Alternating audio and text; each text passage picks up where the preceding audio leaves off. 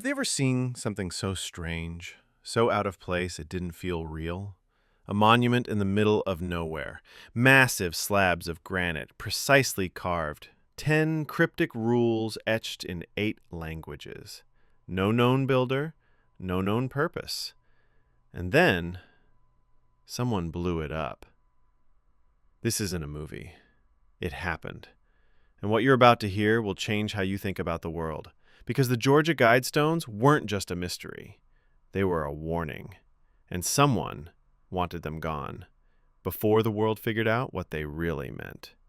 For over 40 years, they stood in silence. 4 granite slabs, towering nearly 20 feet high, weighing over 230,000 pounds, rising from a grassy field in rural Elbert County, Georgia. They weren't near a church, or a town, or even a road anyone really used, but they were precise, aligned with the sun, the stars, and the North Star. A hole drilled through the center slab always pointed to Polaris. Another opening framed the rising sun during the summer and winter solstices. At noon, a shaft of light would pierce through a slit and mark the day on the stone below. This wasn't just a monument.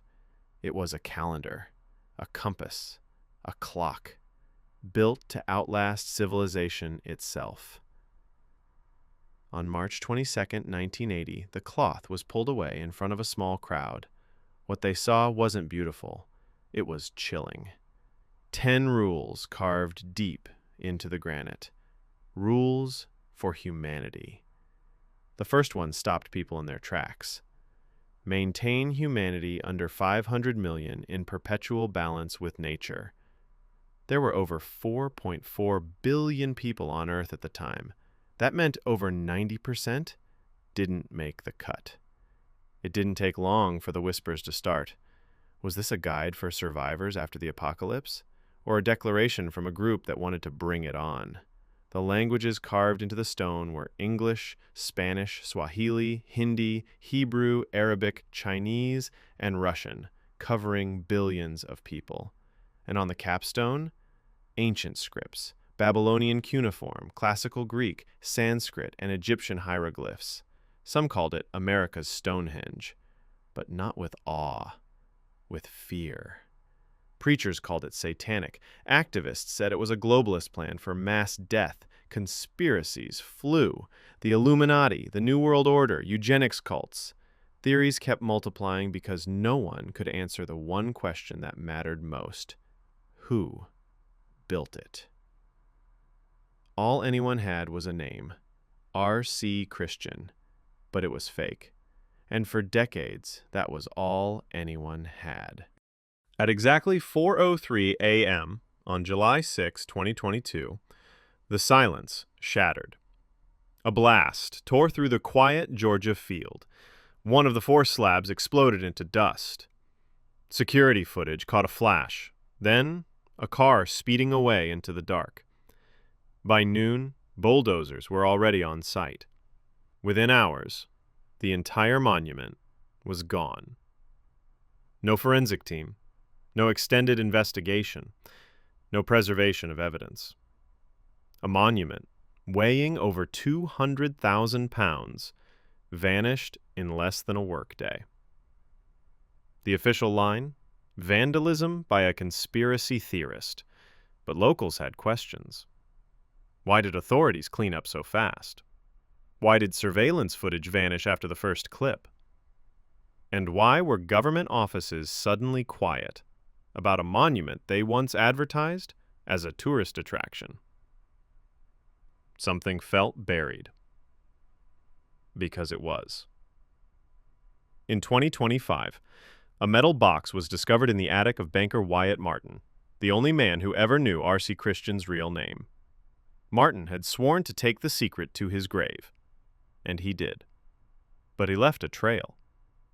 Inside the box, letters, receipts, and architectural plans, and one name, Dr. Herbert Hensley Kirsten, a respected physician from Fort Dodge, Iowa, a family man, a surgeon, and an unapologetic believer in population control, eugenics, and authoritarian world government.